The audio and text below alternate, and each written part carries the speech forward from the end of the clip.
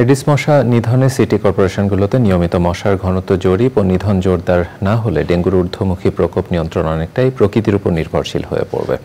ডেঙ্গুতে মৃত্যু কমাতে দেশের প্রত্যন্ত ডেঙ্গু প্রবণ অঞ্চলে চিকিৎসার সুযোগ বাড়াতে চিকিৎসা বিকেন্দ্রীকরণের পরামর্শ দিয়েছেন জনস্বাস্থ্যবিদেরা। জান্নাতুল বাকিয়া কেকার রিপোর্ট। ডেঙ্গু জ্বরের সংক্রমণ ঠেকাতে বাহক এডিস মশা নিধন অন্যতম পূর্বশর্ত। এর জন্য প্রাতিষ্ঠানিকভাবে রাজধানীর 2 সিটি কর্পোরেশন বছরে বর্ষা পূর্ব এবং বর্ষা পরবর্তী সময়ে এডিস মশার ঘনত্ব জরিপ করে থাকে। জরিপের ফলাফল দেখে চলে মশা নিধনের জোরদার কার্যক্রম। ডেঙ্গু জ্বরের ঊর্ধ্বমুখী সংক্রমণ ঠেকাতে এডিস মশা নিধনে জোরদার কার্যক্রমের বিকল্প নেই। চলতি মাসেও যদি থেমে থেমে বৃষ্টি এবং প্রচণ্ড গরম ও উষ্ণ আবহাওয়ায় এডিসের প্রজনন অনুকূল পরিবেশ বজায় থাকে, তবে ডেঙ্গু জ্বরের প্রকোপ নভেম্বর মাসেও ঊর্ধ্বমুখী থাকার আশঙ্কা রয়েছে।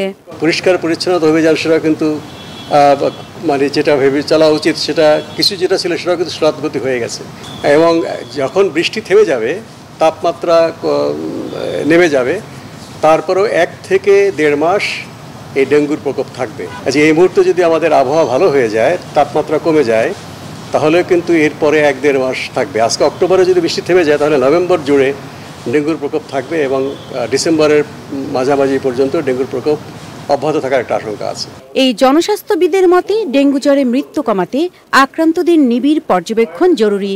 শুধু রাজধানী নয়, দেশের ডেঙ্গু প্রবণ অঞ্চলগুলোতে চিকিৎসার বিকেন্দ্রীকরণেরও পরামর্শ দিয়েছেন তিনি। দ্রুত যে কাজটা করতে হবে মৃত্যুহার কমানোর জন্য, সেটা হচ্ছে চিকিৎসা ব্যবস্থার বিকেন্দ্রীকরণ।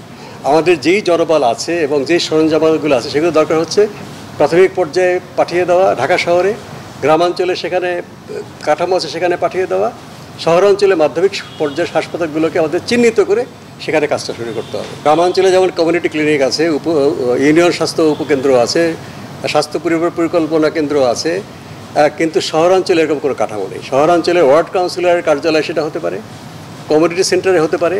যারা আমাদের ঊর্ধ্বতন কর্তৃপক্ষ আছেন, তাদের একটা নীতিগত সিদ্ধান্ত দরকার। আবহাওয়া অফিসের পূর্বাভাসে চলতি অক্টোবর মাসেও বঙ্গোপসাগরে একাধিক লঘুচাপ তৈরির কথা বলা হয়েছে।